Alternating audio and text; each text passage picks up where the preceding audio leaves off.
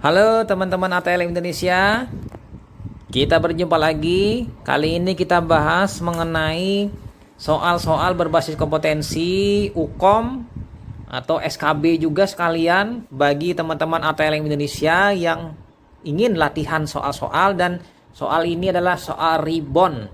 Soal yang saya terbitkan kembali karena mungkin posting yang lama sudah tenggelam. Jadi ada teman-teman yang mencari, lebih baik saya refresh lagi sehingga teman-teman tidak perlu lagi mencari ke dalam posting video-video saya. Kali ini kita membahas bagian 27B tentang bakteriologi dan parasit. Jadi bakteri dan parasit. Oke, langsung saja kita menghemat waktu. Langsung kita bahas materinya satu persatu. Soal nomor 1. Soal ini saya dapat dari internet. Jadi soalnya lumayan soal cerita. Mahasiswa D3 Analis Kesehatan sedang praktikum tentang teknik uji biokimiawi bakteri. Beberapa jenis bakteri ditanam pada media TSIA dan diinkubasi pada suhu 37 derajat Celcius selama 24 jam. Anda lihat gambarnya. Maka pada hari kedua diperoleh hasil uji sebagaimana ditunjukkan pada gambar nomor 5. Nomor 5 ya, 1, 2, 3, 4, 5. Tumbuh bakteri adalah A. Escherichia coli, yang B. Salmonella typhi, yang C. Shigella dysentery, kemudian yang E. Serratia marcescens, yang E. Pseudomonas aeruginosa. Jadi kalau kita menganalisa dari sini, E. coli tidak mungkin, Shigella tidak mungkin karena ada gas H2S dan di lereng itu negatif, di dasar positif. Jadi negatif per positif. Ini ada beberapa yang mungkin, yaitu adalah Salmonella typhi. Kenapa Salmonella typhi? Karena tidak ada gas biasa. Kalau ada gas biasa nanti ke paratyphi, nanti dia menekan ke atas, itu tidak ada gasnya. Paratyphi B atau paratyphi C. Lanjut kita ke nomor 2. Nah, ini nomor 2. Kokobasil atau batang pendek. Jadi basil tapi pendek.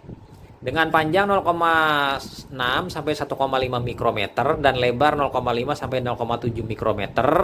Bakteri ini tersusun sendiri-sendiri dan jarang berpasangan atau dalam kelompok kecil. Non-motil, tidak bergerak, bersifat aerob. Bakteri ini tidak membentuk spora. Flagella tidak ada atau fili. Kapsul sejati tidak diproduksi. Nah, ini lagi. Gram negatif berwarna merah dengan modifikasi stem. Metode Ziehl-Neelsen. Asam lemah. Menyebabkan keguguran pada mamalia. Yang A. Brucella spp. Yang B. Proteus mirabilis. Yang C. Streptococcus pneumonia. Yang D. Mycobacterium tuberculosis. Yang D. Mycobacterium smegmatis. Cukup sulit soalnya ya. Oke. Tapi di sini kata kuncinya adalah modifikasi stem, metode Ziehl-Neelsen. Jadi tidak mesti dia menggunakan, ya kan, tidak mesti BTA. Jadi di sini adalah Brucella. Karena apa? Keguguran pada mamalia. Jadi Brucella abortus biasanya adalah Brucella. Oke, lanjut kita ke nomor 3. Seorang teknisi laboratorium medik sedang mempersiapkan pemeriksaan glukosa toleransi terhadap pasien laki-laki 25 tahun. Saat diminumkan standar glukosa 75 gram karbohidrat, pasien tersebut mual dan muntah. Ya, rasa manis dan rasa kurang enak karena terlalu manis. Sehingga teknisi menjadi sangat panik. Hal ini terlihat oleh supervisor. Tindakan yang tepat dilakukan oleh supervisor untuk pasien titik-titik. Nah, ini analisis dan validasi loh. Jadi teman-teman harus menyimak benar-benar. A. Membaringkan dan menenangkan pasien. Pemeriksaan dilanjutkan. 1. Yang kedua, segera mengambil darah dan melanjutkan pemeriksaan. 2. Yang C. Sebaiknya membatalkan pemeriksaan dan mengulang. Yang D. Memulai kembali tes dengan beban 50 gram karbohidrat. Yang E. Memberikan segelas jus jeruk dan melanjutkan tes. Jadi teman-teman sebagai supervisor berpikir, Apa yang harus saya lakukan? Jadi jawabannya yang tepat adalah membaringkan dan menenangkan pasien. Pemeriksaan tetap dilanjutkan karena memang pasiennya sudah meminum tapi ya mual dan muntah. Tapi lihat dulu muntahnya seberapa banyak. Kalau muntahnya banyak, wah ini bahaya. Karena apa? Keluar lagi glukosa tadi, kecuali muntahnya tadi hanya muntah biasa, muntah bukan glukosa yang diminumnya. Ini kita harus pentingnya di sini analisa sebagai seorang supervisor. Lanjut lagi kita teman-teman, pindah ke nomor 4. Seorang ATLM menerima sampel urin untuk dilakukan pemeriksaan rutin urin dan hasil pemeriksaan didapatkan warna urin kuning muda, agak keruh ya, kuning muda agak keruh, pH 5,1, BJ 1021. pH-nya agak asam ya, atau asam ini sudah. Kemudian sampel urin disentrifugasi untuk dilakukan pemeriksaan mikroskopik. Nah, periksa sedimen. Kristal jenis apakah yang dapat ditemukan pada pemeriksaan mikroskopik? A. Amonium urat, yang B. Amonium urat, yang C. Amofosfat, yang C. Kalsium fosfat, yang E. Kalsium karbonat. Jadi jawabannya yang tepat adalah amop urat. Kalau amonium urat berarti pH-nya tinggi karena adanya amonium. Asam urat ditambah dengan amonium terbentuk amonium urat. Sedangkan amop urat itu adalah urat yang tidak berbentuk. Sementara amofosfat itu fosfat muncul di pH alkali. Kalsium fosfat juga muncul di alkali, kalsium karbonat juga muncul di alkali.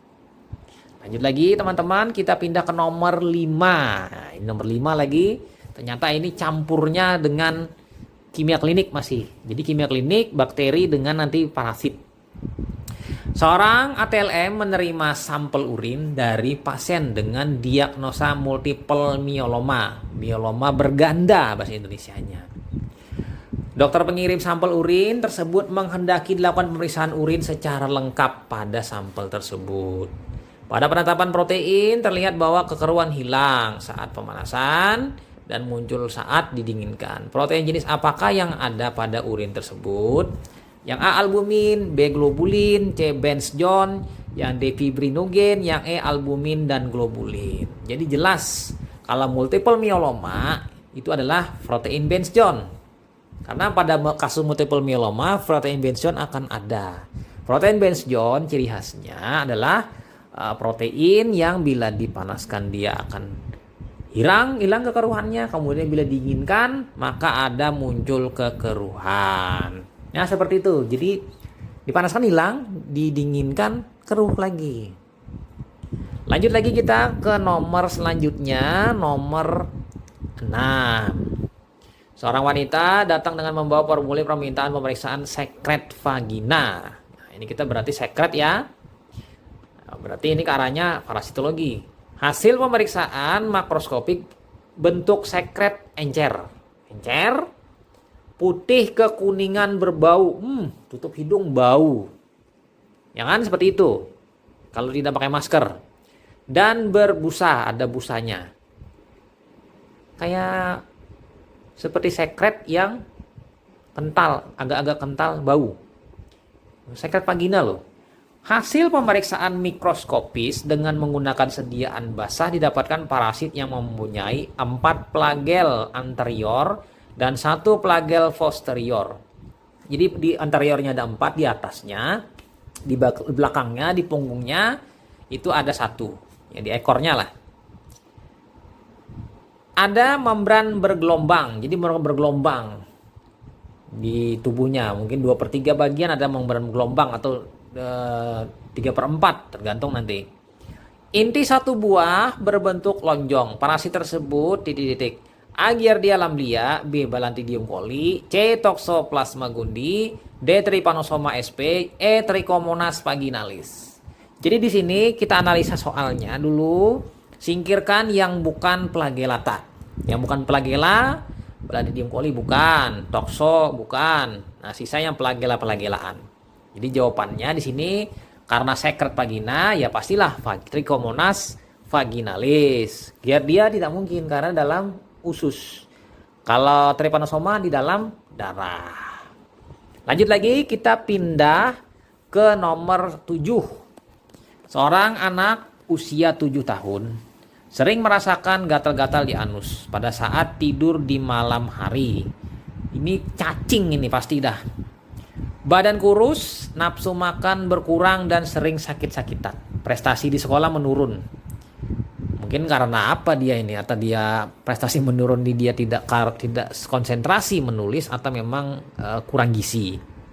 Untuk mengetahui diagnosa pastinya, maka anak tersebut diperiksa tinjanya. Parasit yang dapat ditemukan yang A. Ascaris lumbricoides, B. Trichuris trisura, C. Oxyuris spermicularis, yang D. Sarcoptes kb, yang E. Mercator americanus. Ini tersangkanya kalau teman-teman sudah biasa belajar adalah Oxyuris spermicularis atau Enterobius spermicularis. Jadi gatal-gatal di anus itu karena cacing betina pada malam hari dia keluar ke anus di perianal perineum. Karena cacing betina itu ekornya runcing, beda dengan yang jantan itu melingkar, spikulanya. Jadi ekornya ini menusuk ke kulit sehingga menimbulkan rasa gatal. Nah, dia bertelur, mengeluarkan telur di wilayah tersebut. Rasa gatal ini menyelalu di garuk. Nah, jadi pasien ini kena cacing kremi atau cacing kremi, Oxyuris spermicularis. Kita pindah lagi teman-teman, lanjut ke nomor selanjutnya, nomor 8. Soil transmitted helminth. Jadi soil ini tanah, transmisinya, kecacingannya merupakan nematoda usus yang dapat menyebabkan infeksi pada manusia melalui kontak dengan telur maupun larvanya yang berkembang di tanah yang lembab. Telur dengan larva. Di bawah ini adalah spesies parasit yang bukan termasuk soil transmitted helminths. Nah, ini yang ditularkan melalui tanah. Yang A. Hymenelepis diminuta, yang B. Ascaris lumbricoides, C. Trichuris trisura, yang D. Ancylostoma duodenal, yang E. Mercator americanus. Kalau kita di sini melihat, di sini hanya ada satu yang masuk, yaitu cuma dia ini bukan nematoda, dia ini adalah cestoda, Hymenelepis diminuta. Dia ini beda dengan nematoda, dia cestoda memiliki skolek. Kalau yang keempatnya itu tidak memiliki skolek. Oke, teman-teman, lanjut ke nomor 9. Nah, ini sambil kita belajar dan menjelaskan, kalau yang bisa nanti saya jelaskan karena saya tidak begitu dalam mengenai parasit dengan bakteri. Seorang bapak periksa ke dokter dengan keluhan sangat gatal di punggung kaki. Gatal ya, kemudian digaruk sering, lecet, perih dan berdarah. Wah, ini kemungkinan kena jamur ini. Oleh dokter didiagnosa sementara bapak tersebut terinfeksi skabies. Oh, skabies bukan jamur. Untuk menegakkan diagnosanya, maka langkah yang dilakukan, yang A. pengambilan darah dan diperiksa secara mikroskopis. Yang B. kerokan kuku plus KOH 10% diperiksa secara mikroskopis. Yang C. kerokan kulit dilakukan kultur untuk mencari Sarcoptes kb. Yang D. kerokan kulit tambah KOH 10% untuk menemukan Sarcoptes kb. Yang E. pemeriksaan tinja untuk menemukan Sarcoptes kb. Jadi jawabannya karena memang gatalnya di kaki, jadi di sini tetap yang dicari adalah pemeriksaan Sarcoptes kb-nya adalah salah, ini yang E. Bukan pemeriksaannya dengan tinja, tapi dengan kerokan kulit plus KOH untuk menemukan Sarcoptes kb. Nah, ini keliru. Ini soalnya saya dapat dan saya koreksi. Bukan ditinja, tapi kerokan kulit Sarcoptes kb. Karena Sarcoptes kb ini ukurannya kecil, match, dia membor kulit dan rasa nyeri gatalnya yang luar biasa. Nah, jadi itu harus diambil, dikerok kulit tadi. Tapi kayaknya sulit untuk mengeroknya karena dia membor ke dalam. Nah, oke. Jadi jawabannya yang benar adalah D, bukan E. Nah, ini kan artinya kita terkoreksi satu soal yang kurang tepat jawabannya. Kita pindah lanjut ke nomor 10.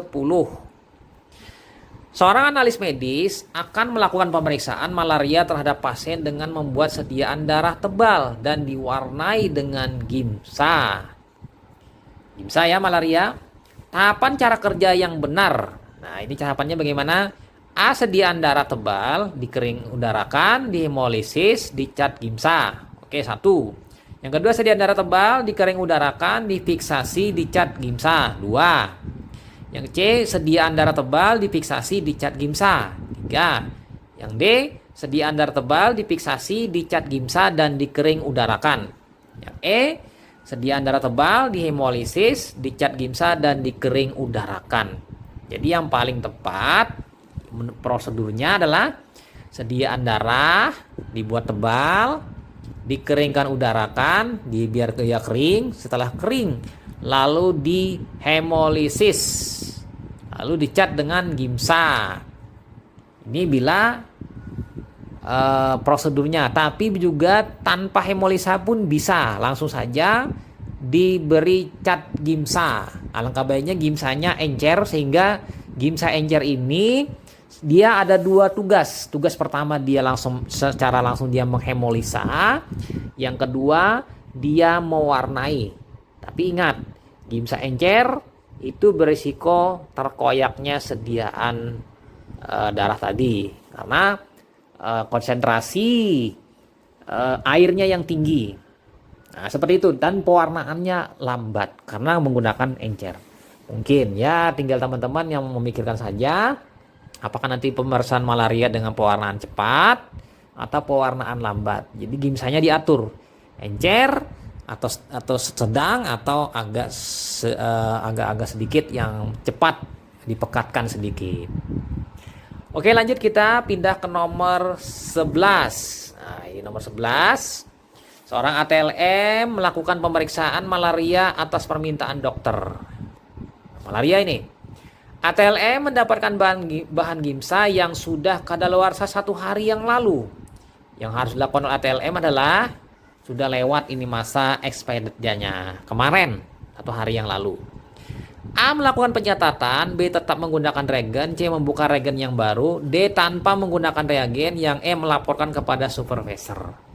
Jadi dia bekerja secara mandiri karena dia punya kompetensi, maka dia harus membuka regen yang baru. Jawaban yang benar. Tapi dia membuka regen yang baru apabila dia mengambil di gudang, berarti dia harus mencatat kartu stok keluarnya reagen tersebut yang masih baru atau cat induk dari gimsa tersebut. Nah, seperti itu teman-teman mekanismenya supaya tercatat juga regen yang keluar dan regen yang masuk nanti. Ada perimbangan, ada buffer stok reagen, dan pastinya dia sudah terlatih untuk mengambil FIFO, first in first out. Jadi yang pertama kali masuk, yang pertama kali juga dia keluar. Dan yang perlu diperhatikan lagi teman-teman masalah reagen ini, pergudangan ini, salah satunya diberi label. Jadi tidak perlu lagi kita melihat masa expired date-nya, tinggal kita melihat label. Apakah labelnya merah, labelnya kuning, atau labelnya hijau. Merah berarti singkat masa kadaluarsanya, berarti dia harus dikeluar dulu. Kemudian kuning, dia lumayan agak panjang. Kalau hijau lebih panjang lagi, umurnya 1 tahun atau lebih dari 2 tahun, paling panjang. Kalau yang kuning ini tengah-tengah. Jadi kalau misalnya kita melihat ada reagen dengan label 3 label itu, ambil dulu yang warna merah dulu. Kalau tidak ada warna merah ya ambil warna kuning. Kalau tidak ada warna kuning ya hijau. Berarti stoknya cuma ada warna hijau saja misalnya. Nah, itu kira-kira teman-teman materi tentang kimia klinik, bakteriologi dan parasitologi dan mikologi. Semoga teman-teman mendapatkan ilmunya dan salam kompetensi. Nantikan soal lainnya. Semoga bermanfaat dan barokah. Saya Ahmad Lepar pamit. Sampai jumpa di video selanjutnya. Bye.